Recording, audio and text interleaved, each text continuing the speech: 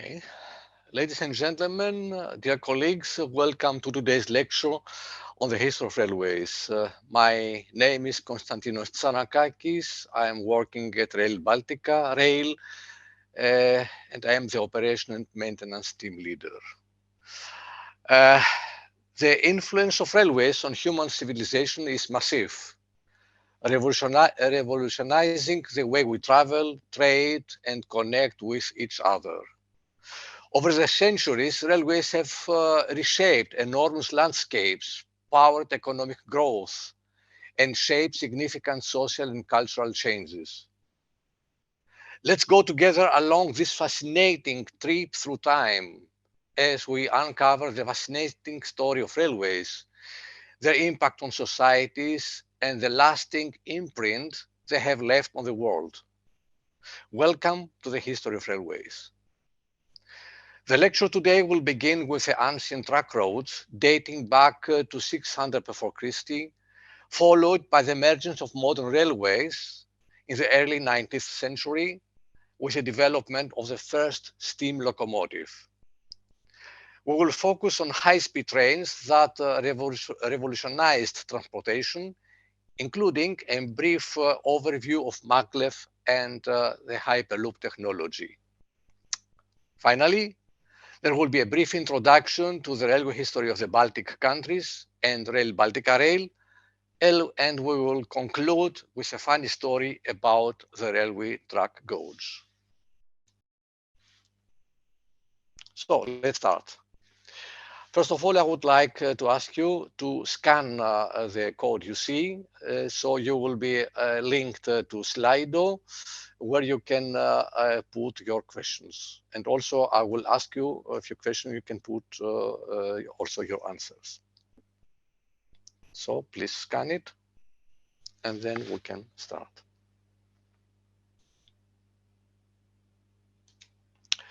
So, railway, as we discussed, it's an efficient transport mean, and the history of modern railways can be tracked back to the early of the 19th century, when the first locomotive, steam locomotive, was developed. The development of railways revolutionized transportation, commerce, and industry as it allowed people and goods to be transported faster and in a more efficient way than ever before. The first public railway was built in 1804 in England. It was a tramway, horse-drawn tramway, that ran between the towns of Wandsworth and Crowdon. It's about 15 kilometers. 20 years later, in 1825, the first steam-powered public railway was opened in England, running between Stockton and Darlington. It's a distance about 19 kilometers. This was followed by the Liverpool to Manchester Railway in 1830, that means 5 years later, a distance of about 50 kilometers, which was the first railway to carry passengers and goods by use of steam locomotives. The railway system quickly expanded through Europe, Asia, and North America, and new lines have been built connecting the major cities and industrial areas. Today, railways continue to play a vital role in transportation commerce. Now we have a lot of high-speed trains that are connecting cities around the world, and also freight trains that are carrying goods across continents. You see here the world map. We have Europe with a very dense railway network, as like in USA, mostly east part of USA, a little bit in South America, in India, in China and Japan. China spent a lot of money and have built a lot of tracks, high-speed lines in the recent years, and a little bit less in South Africa and Australia. Now, before we start the history of railways, we have to tell you that railway is a type of guided transport system. What does mean guided transport system? The system guides the movement of vehicles. A first question to you. When did humans first use guided transportation systems? If you scan the QR code, you can put your answer in the Slido. What do you think? How old is the use of guided transportation systems?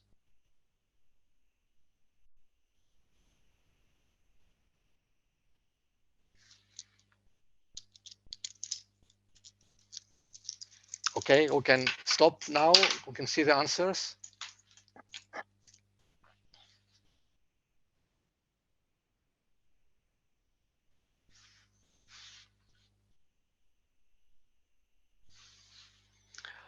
Uh, 17th century. So let's see. Let's go on and see.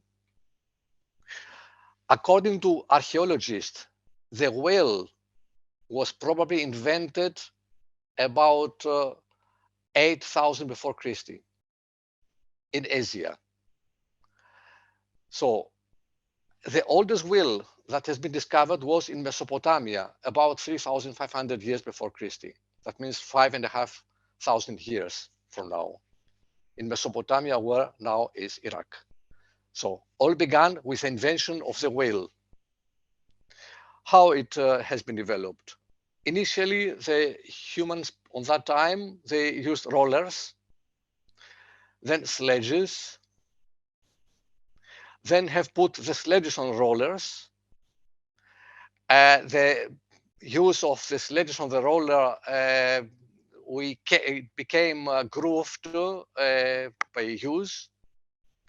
Then they have put the wheel axles in one piece. The axle was fixed with pegs, with poles. And finally, the wheels joined the axle. So in order to have railways, we need to have, of course, the wheels. Here you see the oldest wheel we found in Europe is 5.2 thousand years old. It was discovered in Ljubljana in Slovenia. The wheel have a distance of 140 centimeters wide and a distance of 100 centimeters long.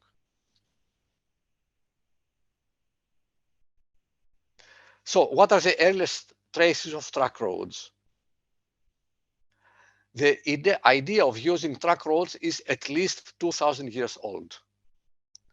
The people in the ancient ancient civilization realized that vehicles with wheels can run more efficiently and also need less maintenance if they are guided using grooves cut into the stone blocks of the roads. In quarries in ancient Greece, Malta, and the Roman Empire, they used cut stone tracks to haul loads pulled by animals. We can find evidence of this first, let's say, rail lines used to guide chariots and wagons in the Greek and Roman empires. We can find them in Greece and Italy. But the earliest evidence of a wagon way, a predecessor of the railway, that has been found so far is a section 6 to 8.5 kilometers, the Diolkos wagon way in Greece, which transported boats across the isthmus of Corinth in Greece. It's about 600 years before Christie. So you see here Greece, the isthmus of Corinth. Explain what is used. It's a canal nowadays. You see how it looks now. It is a canal that has been built 100 plus years ago, but in the ancient time was not a canal. The canal is used by ships to avoid, I will show in the map, to go around Peloponnese. And in the back, you can see a meter gauge train that was linking Athens with the Peloponnese Peninsula. That is not anymore existing because a new high-speed line has been constructed. So you see here the ships they need to go following the red line to go to the Ionian Island and then Ionian Sea and then to Italy, or it was faster to go through the Corinth canal, now canal, to go then to Italy, to west.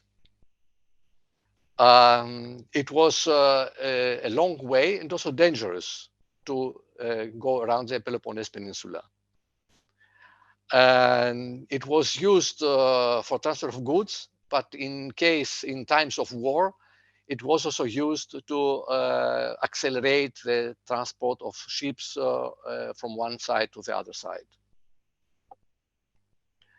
It is an elementary form of railway and operated from 600 before Christie, remaining in regular and frequent service for about 650 years. It combined two principles, the railway and the overland transport of ships. It's something that is unique in ancient times.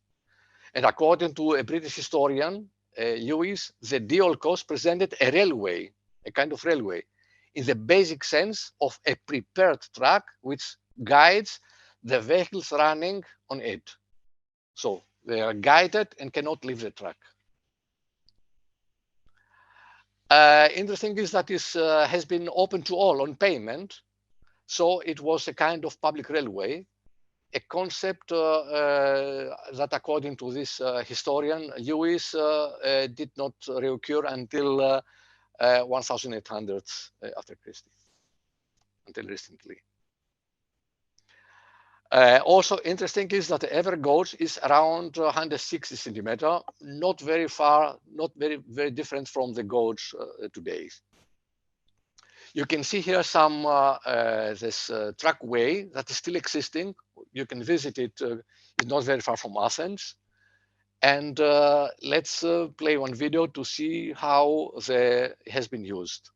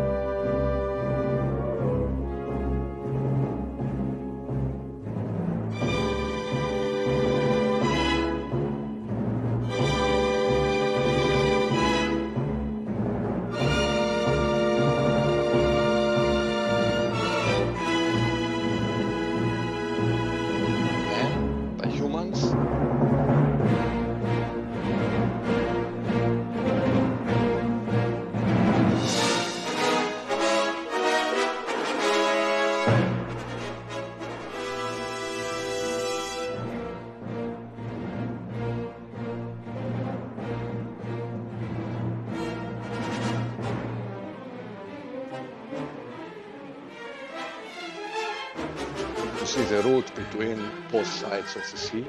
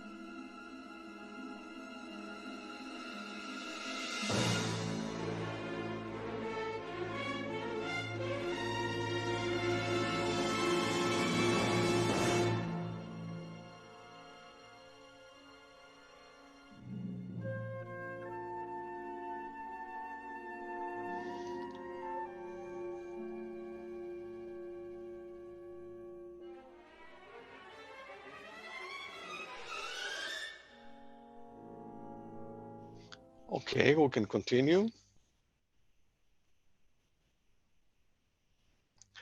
So let's have a quick view of the railways. We see here a minecart from the 6th century. It's an early example of unpowered rail transport. Uh, it has been used for many years, started from 1550 with wagonways or tramways, where wooden rails have been used and horses has been pulling the wagons to facilitate transportation mainly to and from the mines. So they soon became popular in Europe. In 1515, Cardinal Matthäus Lang wrote a description of Reißzug. There is a funicular railway close to Salzburg, in Hohensalzburg Fortress in Austria. This line still existing, of course not in the same form. Initially, in 1515, used wooden rails, and the wagons has been hauled by ropes operated by humans or animals. As mentioned, the line still exists and remains operational, of course in updated form, and it may be the oldest operational railway. You see here a track with wooden rails. So from the wooden rails, then later on, about 200 years later, in 1760s, the Coalbrookdale Company in UK, they began to use plates of cast iron and fix them in the upper surface of wooden rails.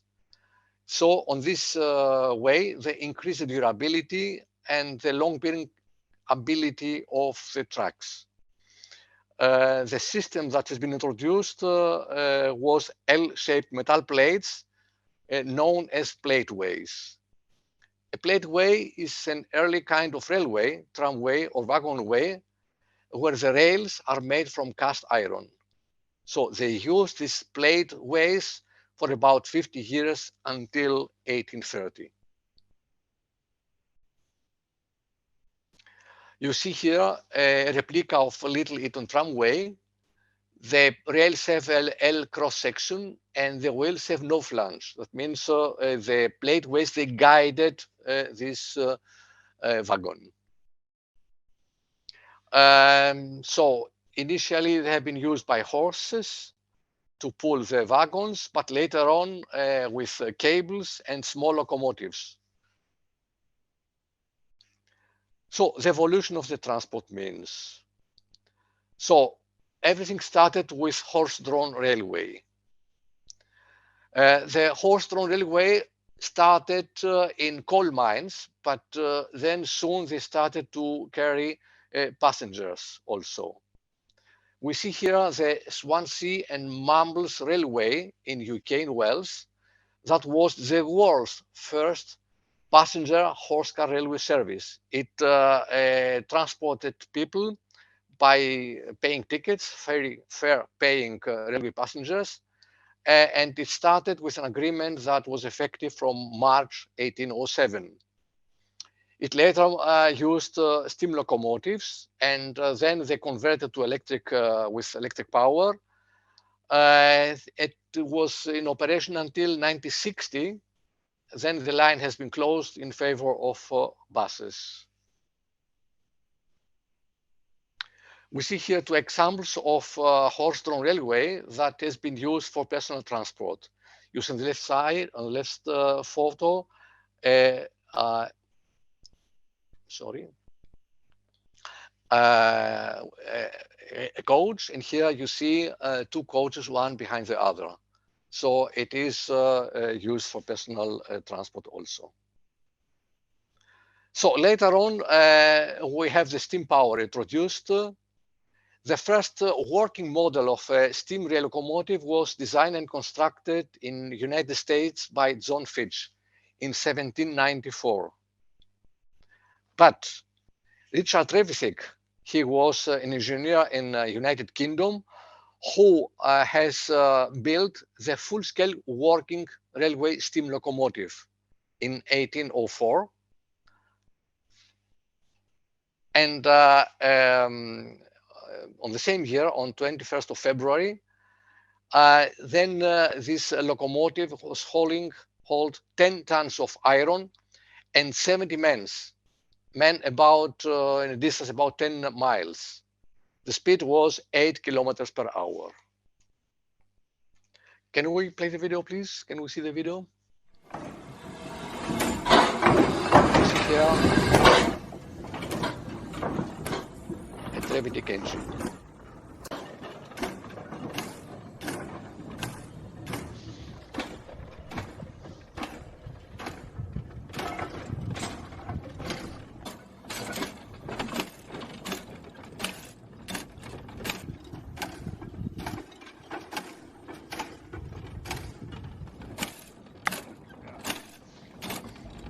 Okay, thank you.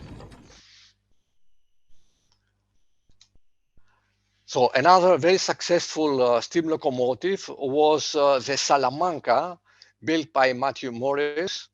It was built in 1812.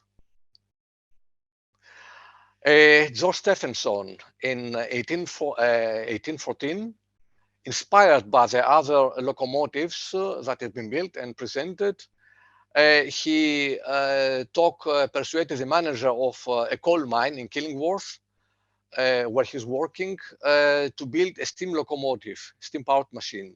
So he has built the Blücher, that is one of the first successful flanked wheel locomotives.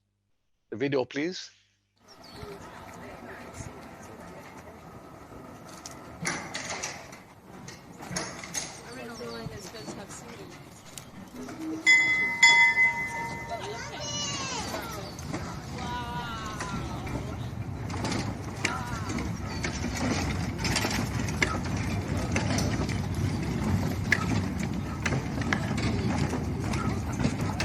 Thank you.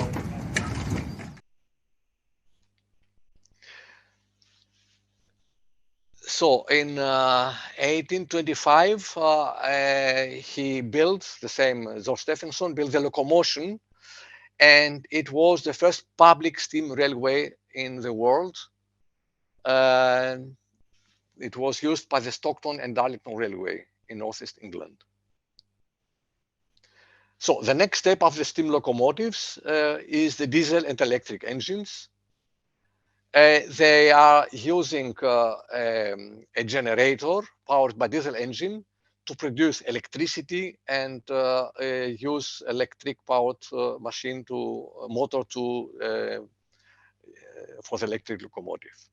So they are cleaner, they are more efficient, they need less maintenance than steam locomotives, and also they don't need so skilled personnel in order to operate. So after some technical difficulties, beginning of 19th, they have been the mainstream, especially after the Second World War. And they have been replaced by these electric power locomotives. They replaced all steam power locomotives by 1970. That means steam locomotive after 1970 is difficult to find, not in Europe at least. So the next is the high-speed railway. So the high-speed railway development began in Germany more than 100 years ago, in 1899. It was a company, Züpen and Charlier of Deutz, who built two different rail cars. One rail car fitted with equipment from Siemens and Halske, and the second from AEG, Allgemeine Elektrizitätsgesellschaft. They've been tested in 1902 and 1903. In 1903, the rail car reached a speed of 207 kilometers per hour almost, and a few days later, the other AEG equipment rail car achieved 210 kilometers per hour. And it was 120 years ago. Those trains demonstrated the feasibility of electric high-speed rails. However, it took more than 30 years in order to have really electric high-speed trains traveling. In Germany, again, also on 15 May 1933, the Deutsche Reichsbahngesellschaft, they introduced a diesel-powered fliegender Hamburger, that means the flying hamburger, to connect Hamburg and Berlin. That is a distance about 209 kilometers, with a top speed of 160 kilometers per hour. So it was a success. And then they developed, introduced in June 36, that means 3 years later, also a service from Berlin to Dresden with a regular top speed of 160 kilometers per hour. So those flying trains, the fliegende Züge, they have been used in many lines across Germany. All those services stopped in August 1939 before the outbreak of the Second World War. The video, please. You see the whole thing in the hamburger.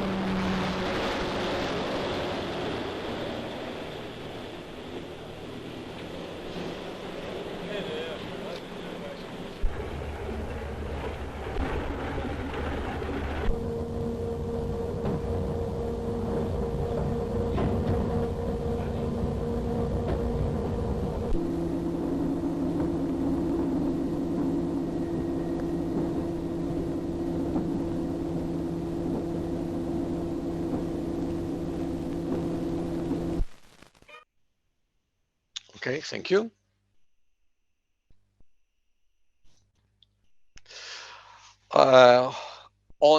In May 1934, after the introduction of the fliegender Hamburger, in USA, they developed Zephyr that was running with 124 kilometers per hour with a top speed of 185.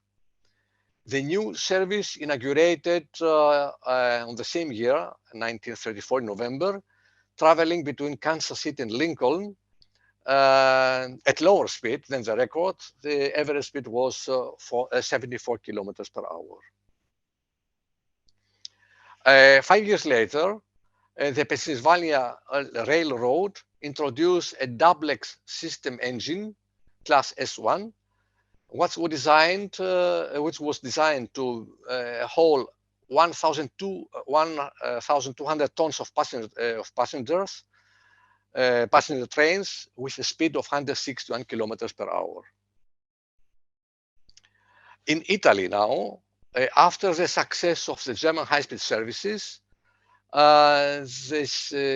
1938, they developed the multiple unit ETR 200 that was designed to run at speed 200 kilometers per hour between Bologna and Naples. It reached 160 kilometers per hour in commercial service and achieved a world mean speed record of 203 kilometers per hour in the same year, in 1938. We see the photo of this Italian train. In UK, on the same year, 1938, it was the steam locomotive Mallard that achieved a speed of 202.58 kilometers per hour. But the engines and the boilers on the steam locomotives were large, heavy, and very intensive to maintain. And the days for the use of steam locomotives for high speed were numbered.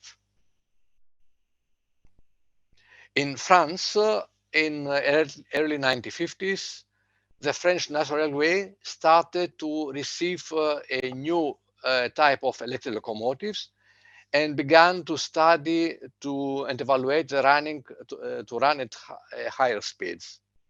In 1954, this CC7121 type was hauling a full train and achieved a record of 243 kilometers per hour during a test on a standard track.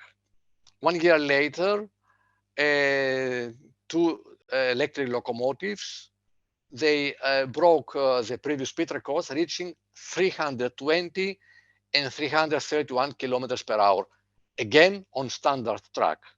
So, for the first time, the speed of 300 kilometers per hour was surpassed, allowing the idea of higher speed services to be developed, and further engineering services started. In Japan, the Tokyo-Osaka corridor is about 500 kilometers. On this corridor were living about 45 million people. So it was a huge congestion on road and rail. So the Japanese government began thinking about developing a new high-speed rail service. In 1955, engineers from Japanese National Railways visited for 6 months SNCF, the French Railway Company. And after the 6 months, they came back to Japan with a number of ideas and technologies, and they started some tests, and then they started the construction of the first section in April '59.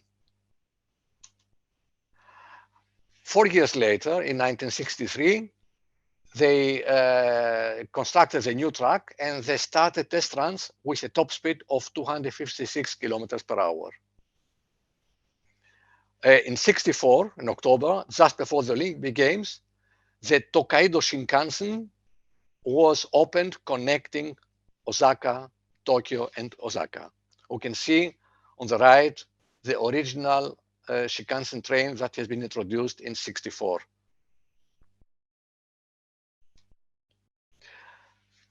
So later on, they developed the first bullet trains with 12 cars and then 16 cars, and even double-deck trains to increase the capacity. And after 3 years, they had over 100 million passengers that used the trains, and they reached the milestone of 1 billion passengers in 1976. You see here some newer models of Shinkansen. Now, after this success, it was evolution in Europe. Following 1955 records, two divisions of SNCF began to study high-speed services. In 1964, SNCF investigated the use of gas turbines, and then we have the TGV, Turbo Train Grand Vitesse, a train that uses gas turbines. That means diesel-powered rail cars modified with a gas turbine. They reached in 1967 a speed of 230 kilometers per hour, and in 1981 they started on the Paris-Lyon high-speed line a speed of 260 kilometers, a top speed. Later they increased. So after the introduction of TGV, as expected, the air traffic on roads where TGV was running decreased and in some cases disappeared because the train was faster than the plane.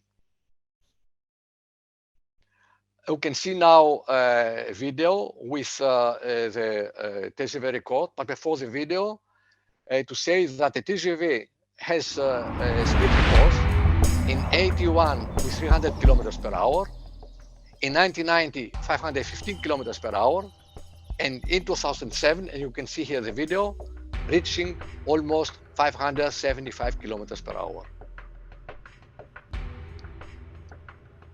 Départ dans 1 minute. La bout du bas, es-tu prêt? Oui, nous sommes prêts. La bout du haut, es-tu prêt? Nous sommes prêts. Daniel à la cabine pour la marche 093-02, départ. Départ Daniel, bien reçu. Messieurs, c'est parti.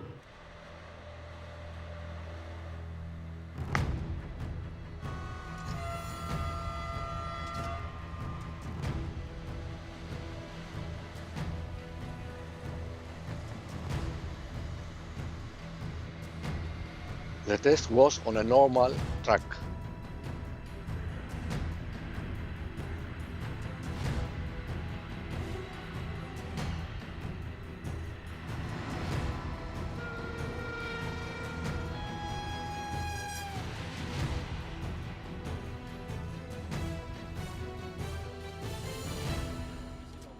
Nous sommes à 1000 mètres et annonce baisser Panto pour le labo. Ok, baisser Panto.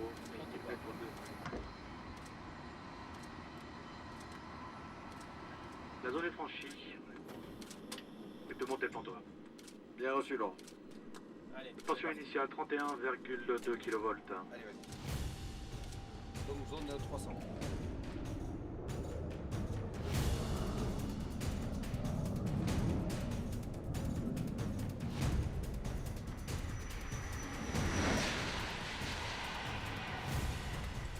Top, et on passe à 360. 360. Correct. 710 ampères, 29,9 kV.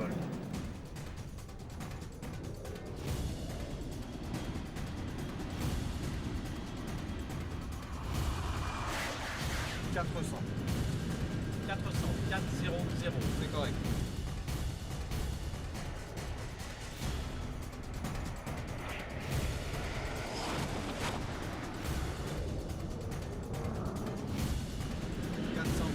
Plus 5. 800 ampères, 30 kV. 4005.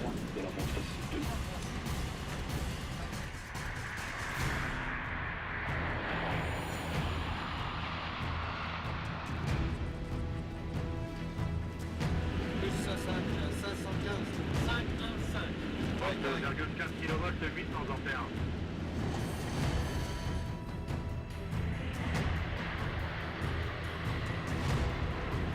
Plus 540. 540. Ouais, correct.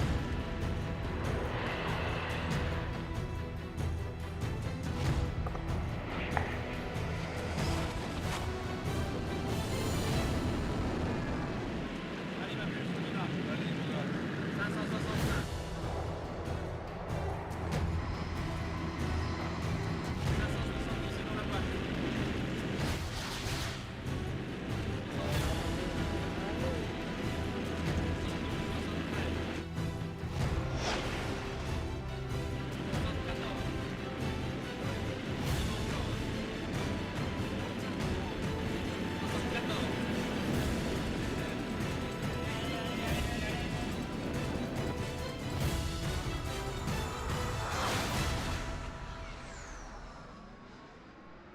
À l'attention de tous, après contrôle et validation, la valeur officielle de la vitesse atteinte dans notre marche est de 574,8 km/h. Je répète, 574,8 km/h. Okay, thank you.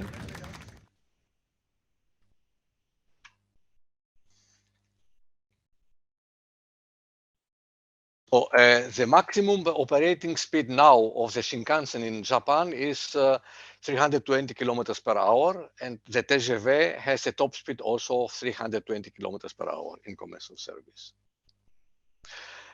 Let's see the evolution of the speed increase in the past 130 years. We started in 1890 with 144 kilometers. Then we reached the beginning of last century the speed of 210 kilometers. Then 80 years later, 380 kilometers per hour. And then in 2007, we reached 575 kilometers per hour, as we saw in the video now, this test run. You see the high-speed rail in Europe, the existing also in development. You see is a very extensive high-speed railway network that is already constructed or planned in Europe. Now we see the length of high-speed railway lines in operation in 2021. The biggest network is in China. The Chinese have developed in the last 20 years very extensive high-speed railway network. Also, same with Spain, then it's Japan and France.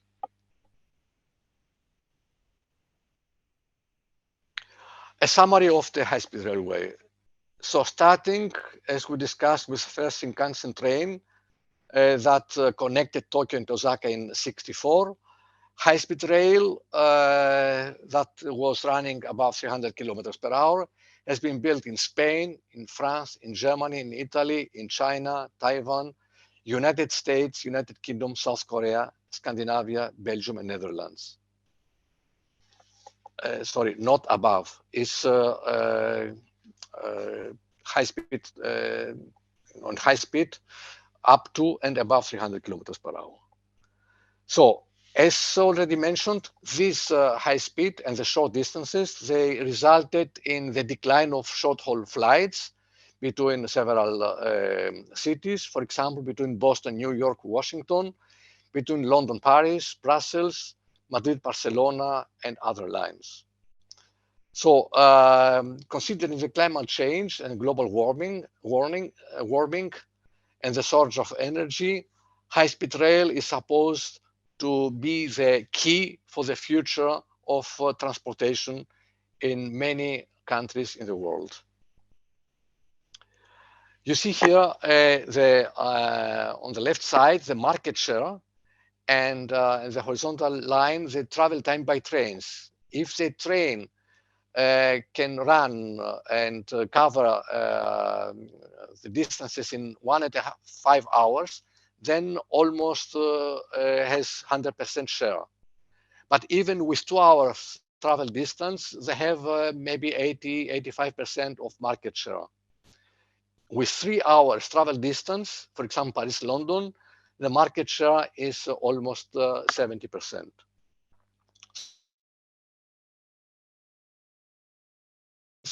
The high-speed trains can really play a very big role in transportation.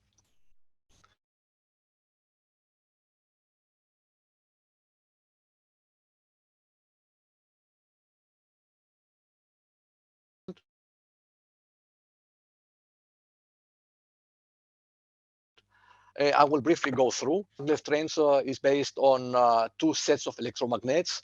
One set to repel and push the train off the track, and other to move the elevated train ahead. The race is about 10 centimeters of the track, and they are used both for high speed, that means over 400 kilometers per hour, but also for lower speed, 80 to 100 kilometers per hour.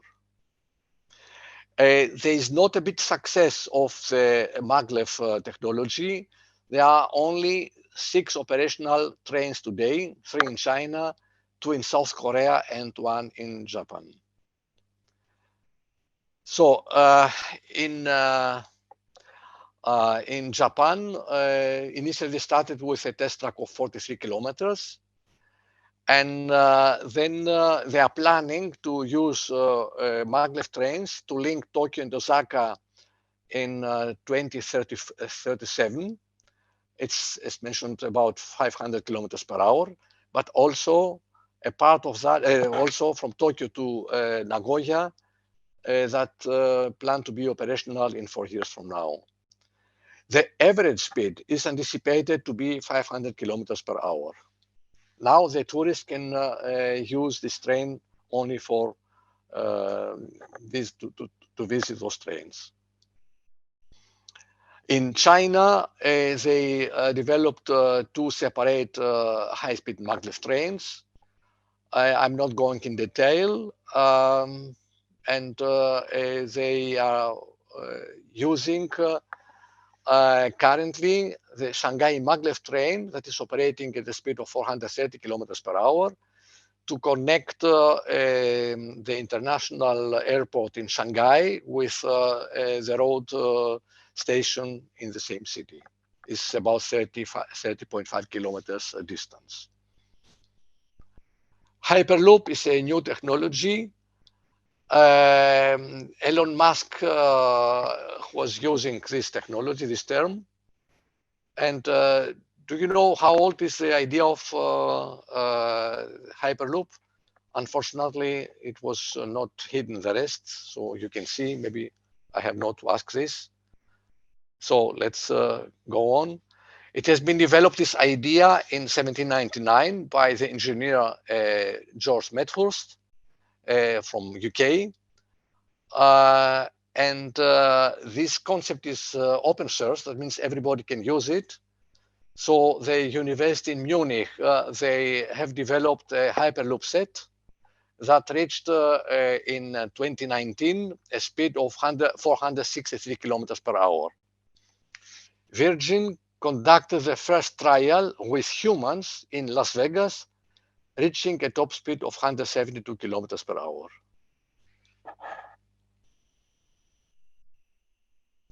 So some milestones for the railway history.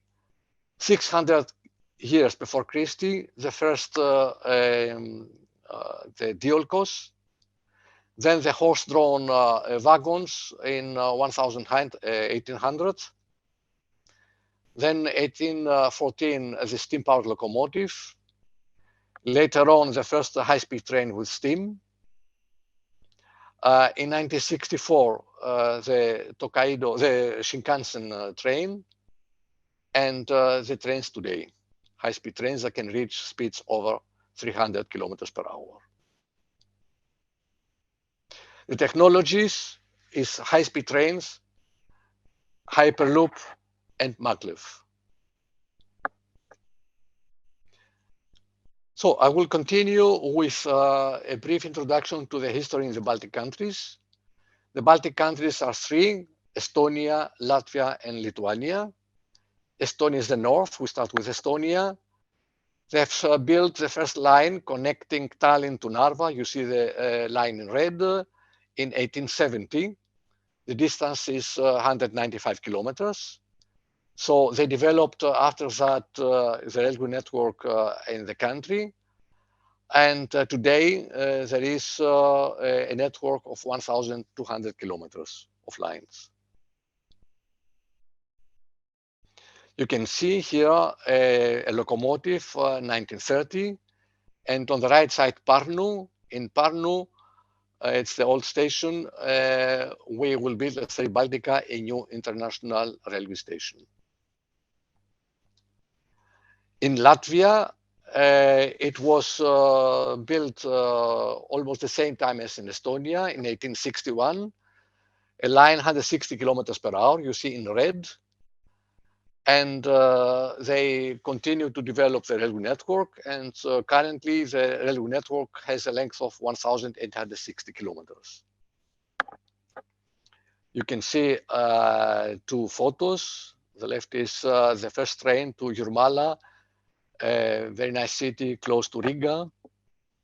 And on the right, a historic Latvian town, the train to Aluksne. In Lithuania, at the same time as in Estonia, in 1860, they started building the railway line connecting Kaunas with Vilnius. You see the line in red.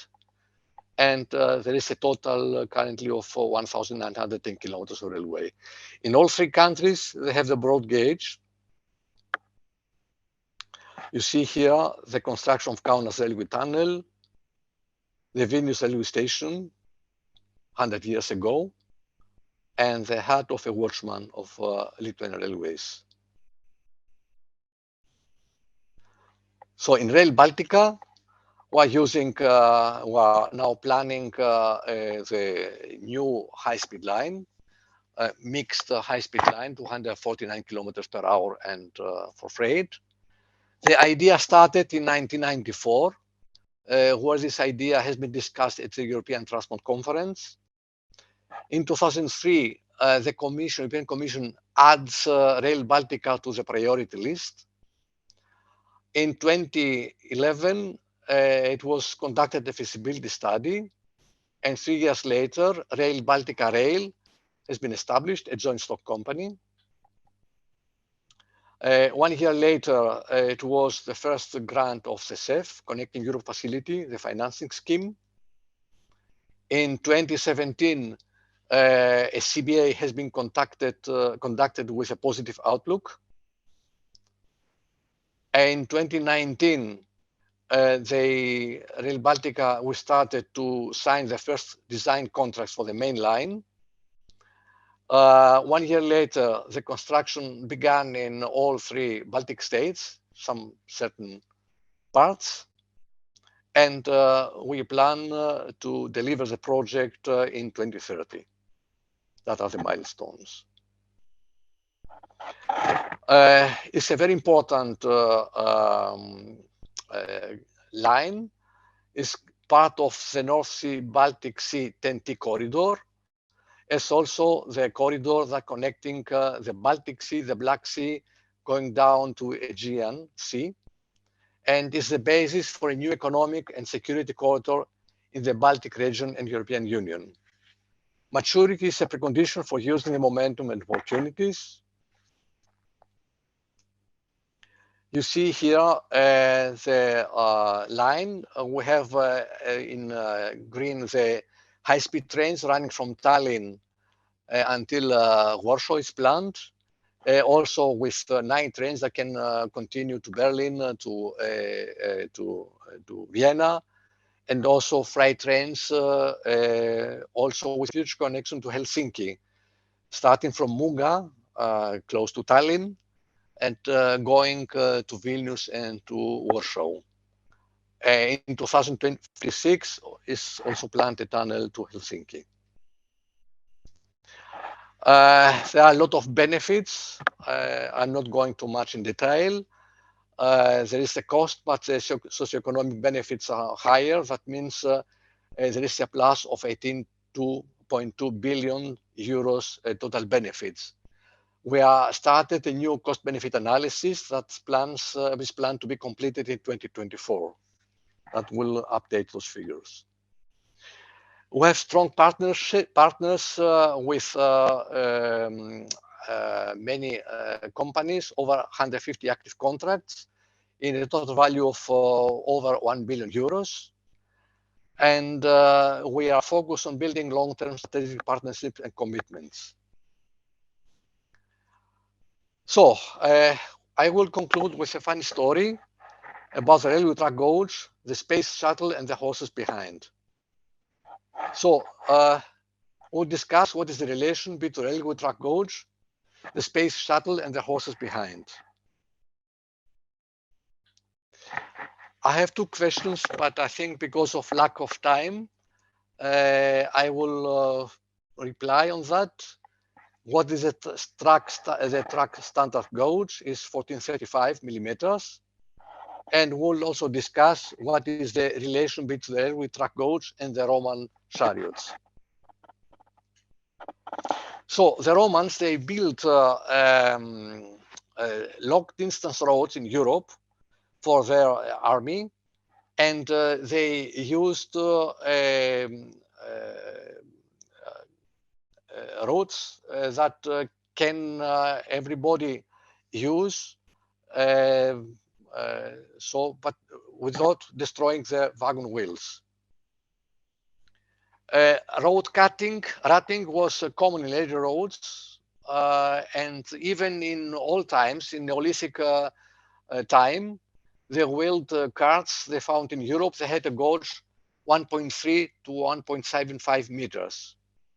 In the Bronze Age, about 2000 years before Christie to 700 years before Christie, the gauges appear to have stabilized between 1.4 and 1.45 meters. That means very, very close to the standard gauge we have now. The ancient Assyrians, Babylonians, Persians, and Greeks, they constructed roads with ruts cut in the rocks, and the gauge in those stone grooves was 1.38 to 1.44. In Diolkos that we presented some time ago, they had a gauge of 1.67 meters. So the Roman Empire used those roads even to England when they conquered Britain in year 43 after Christie. So they continue to use this gauge with animal drawn vehicles, and the gauge was 1.4 to 1.5 meters. And in 1814, George Stephenson, they used this gauge, extended, widened a little bit, and he used the gauge of 1,435 millimeters. That is the standard gauge now. Conclusion. The standard railroad gauge of 1435 derives from the original specification for Imperial Roman Army war chariot, and specification and bureaucracies live forever. Now let's go to the space shuttle. When we see the space shuttle on the right, we see two big boosters on both sides of the main, and these are the solid rocket boosters, or SRBs. Those are made by the company Thiokol, that is a factory close to Utah. The engineers who designed the SRBs may have preferred to make them a bit faster, but they have to be shipped by train from the factory to the launch site. But there is a tunnel, and the train has to pass through the tunnel. So the tunnel is slightly wider than a railroad track, and the railroad track is about as wide as two horses behind, because they have to be as the Roman war chariots. So a major design feature of what is perhaps the world's most advanced transportation system, the space shuttle, was originally determined by the width of the horses behind.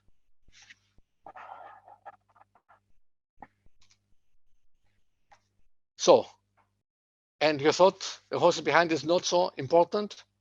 It is. So thank you.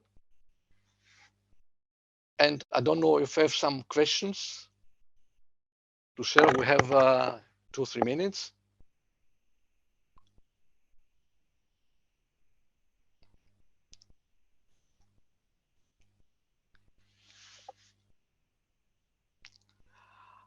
What lessons can be learned from the history of railways to inform the development and implementation of Rail Baltica?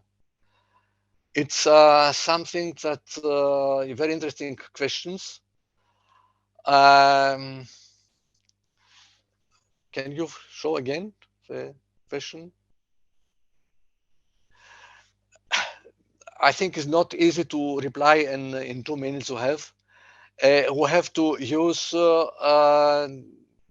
to apply the most developed technology in order to have an efficient railway. That means efficient in reaching the top speed that's possible, also with less maintenance. Can we see the next questions? Can you name any remarkable railway project or routes that played a crucial role in European history? Yes, so there are a lot of projects in Italy, in France, and also in Germany. Can we go down?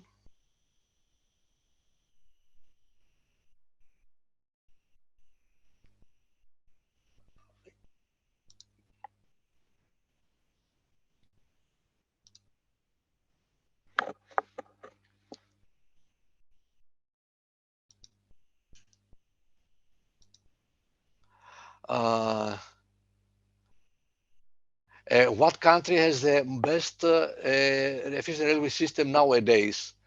I think Japan, Spain, Germany, France, and also China.